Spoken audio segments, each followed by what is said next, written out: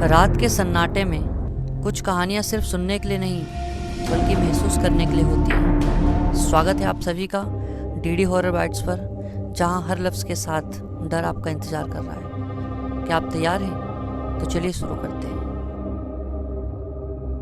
क्या आपने कभी सोचा है कि जिस रियलिटी शो को आप टीवी पर देखकर हंसते हैं उसके पीछे कोई ऐसा रहस्य भी छिपा हो सकता है जिसे जानकर आपकी रूह कांप जाए। आज हम आपको लेकर चलेंगे एक ऐसे रियलिटी शो के सेट पर जहां शूटिंग के दौरान शुरू हुई एक ऐसी खौफनाक घटना जिसने पूरे क्रू को हमेशा के लिए बदल कर रख दिया।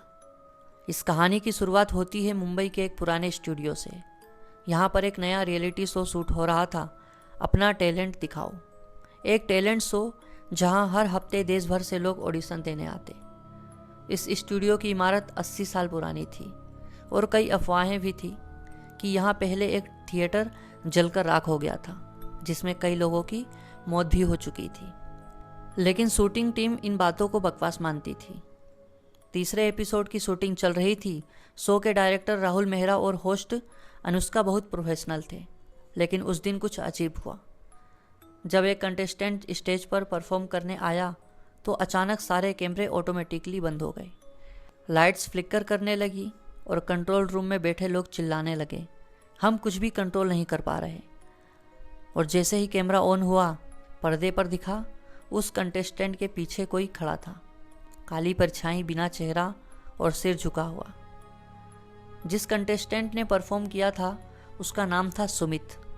शूट खत्म होने के बाद सुमित अजीब हरकतें करने लगा। वो बार बार दीवार की ओर देखकर बड़बड़ाता। वो फिर से आ गई, वो देख रही है मुझे। रात में उसे होटल में झटका आया और उसने अपनी गर्दन खुद ही नाखूनों से खरोच डाली, जैसे कोई आत्मा उसके शरीर में समा गई हो। अगले दिन शूट कैंसिल कर दिया गया। डायरेक्टर ने कंट्रोल रूम से सीसीटीवी फुटेज निकलवाई। जो उन्होंने देखा वो किसी हॉरर फिल्म से कम नहीं था। फुटेज में सुमित अकेला नहीं था। हर फ्रेम में उसके पीछे एक महिला की परछाई दिख रही थी, लंबे बाल, सफ़ेद साड़ी और आंखें लाल चमकती हुई। जब जूम किया गया तो देखा गया कि वो आत्मा सुमित के कान में कुछ कह रही थी। डायरेक्टर ने उस स्टूडियो की पुरानी रिपोर्ट्स निकलवाई। 1942 में उस जगह पर एक थिएटर था जहां एक डांसर माधुरी देवी हर रात परफॉर्म करती थी।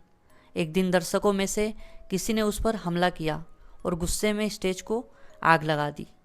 माधुरी वहीं जलकर मर गई, पर कहते हैं उसकी आत्मा अब भी स्टेज पर परफॉर्म करना चाहती है और जो कोई उसके स्टेज पर बिना इजाज़त परफॉर्म करता है वो उसका शिकार बन जाता है। अगले दिन पूरी टीम ने मिलकर एक तांत्रिक को बुलाया। वो बोला, यह आत्मा शांत नहीं है। हर बार जब कोई स्टेज पर जाता है वो लौटती है, पर इस बार उसने किसी को साथ ले जाने की ठान ली है। स्टूडियो को बंद कर दिया गया। शो को दूसरे शहर में शिफ्ट किया गया, लेकिन वो सीसीटीवी फुटेज आज भी हार्ड ड्राइव में सेव है। जिसने भी देखा वो बीमार पड़ गया या डर के मारे शहर छोड़कर चला गया।